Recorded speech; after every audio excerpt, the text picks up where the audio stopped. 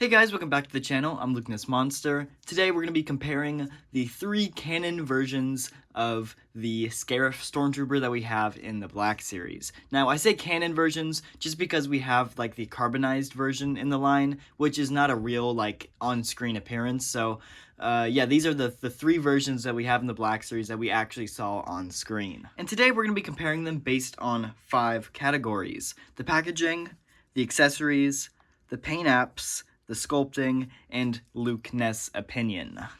And then by the end of each category, one figure will get a point. The figure at the end with the most points claims the crown of the best Scarif Stormtrooper in the line. First up is packaging, and honestly this one is not even close. Both of the captain as well as the standard Scarif Stormtrooper originally released in this red box. Nothing special about it. It's just the red box trooper. Now, the Scarif, normal plain Scarif Trooper, did get a re-release in the archive packaging, but it's nothing special.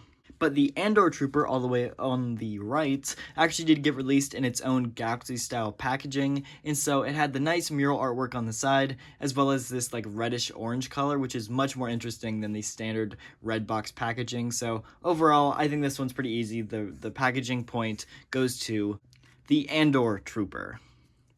As far as accessories go, they do have 3 separate blasters. Starting off with the, I guess, standard Scarif Stormtrooper here. He just has the standard E11, so nothing too special. Does have a nice bit of silver there, so I like the paint apps. But overall, it's the standard E11 we've seen like 150 times in the line. Moving on to this one. Nice blaster. I believe this is the only time we've actually ever seen this blaster in the Black series. It does have this nice silver paint on it, and overall, it's a pretty cool looking blaster, one of my favorites. And we do have the Andor Trooper, which came with a brand new sculpt for a blaster here, molded in this like tan color with a little bit of black paint. Very interesting. It's like a shorter E11 too. It's like a mini version of it, which is pretty cool. I kind of dig them doing this. They really didn't have to give him his own blaster, and they did. So really cool they decided to do that. But I do think that the squad leader has the cooler blaster, so he's gonna get the point for blaster. Moving on to paint apps, I think obviously the squad leader has some of the best ones. He does have this hints of blue and yellow, obviously with the red armband here. A lot of cool paint apps on this guy. One of my favorites, and I believe the splash of color here is really what makes this guy stand out. But I do love the weathering that goes all the way down onto the shin guards, even up on this chest panel here. Now this guy's a little bit more simple. He's a plain design, not a ton of paint. He does have this white stripe as well as the red armband, but he does have some consistent weathering on the boots and all the way up the figure, even in some of the little nooks and crannies, even on the back of the figure. And we're going to try not to knock these guys down, but we're going to flip them backwards here. Now the Andor Trooper does have this nice white paint that the standard one didn't have, so it's a nice change of color with this guy. So it's pretty interesting, and I really like that they added this paint. This one does have some weathering on the boots and the helmet and the chest, but other than that, it's kind of missing some weathering compared to these two. But what really hurts this guy for weathering and paint apps is the back. There is no paint on the back of this figure. Comparing them, as you can see, it's missing so much, and the back of this figure is what really hurts this guy. So I think with all that being said, I'm going to give the point to the squad leader, just because of that nice blue color. It gives a nice splash, and it really makes the figure stand out. Now, as far as sculpting goes, these guys only have one difference in their sculpt, and that is their little belts and, I guess, armor piece that they all have here.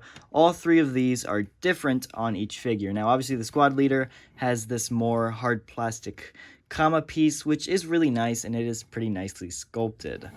Moving on to this one. This one is very similar to this one, but the pouch here is a little bit different, and overall, it's a nice piece. It adds to the figure, and it kind of stays out of the way, so it doesn't hinder articulation too much. Now, this one is also a brand new sculpt. Does have a new like pouch here, but it is also new because it comes with a holster, which is super nice. Most figures don't come with holsters nowadays, so to see a holster sculpted onto this figure for a re-release of a figure, they didn't have to add a holster onto this at all. Nobody would have said, man, where's the holster? And so the fact that they added that on is a huge bonus, and I think just because of that, I have to add the sculpting point to the Andor figure. It's close between the comma on this guy. I think the comma looks better than whatever this is, but just the attention to detail and adding the holster is a really nice touch. And moving into the final round, Lukeness opinion. This is what decides it, because right now we are tied 2-2. This one has 0 points, which is a little unfortunate because it's still a great figure. But it comes down to Lukeness opinion between these two figures as the best. And honestly, I think I gotta give it to the squad leader for the Lukeness point. I think overall it just looks more uniform. It has the bigger blaster, it has the blue paint, as well as a little yellow hints, as well as this comma. I think this comma piece here looks much better. It's much more like visually appealing compared to this thing. This thing's kind of like abstract. The pouch is there, and it doesn't look as clean and as nice. So I think because of that, Lukeness opinion point has to go to the squad leader. And because of that, he actually wins the award of Best Scarif Stormtrooper in the line. But yeah, let me know down in the comments what you guys think of my ranking here and which one is your favorite. I'd love to know you guys' opinion. Obviously, you saw mine here. And yeah, thank you guys so much for watching. If you did enjoy, go down, hit the like button, and subscribe. And if you do want to support the channel in another way, consider going and becoming a channel member. Channel members do get exclusive clone name badges, which change as you like become a member longer each month. They change to become cooler clone name badges, which is super cool, as well as you get exclusive emojis like Fives or Commander Cody, which are super cool. So if you are interested, make sure to go down and hit that join button. It's the #1 way to support the channel.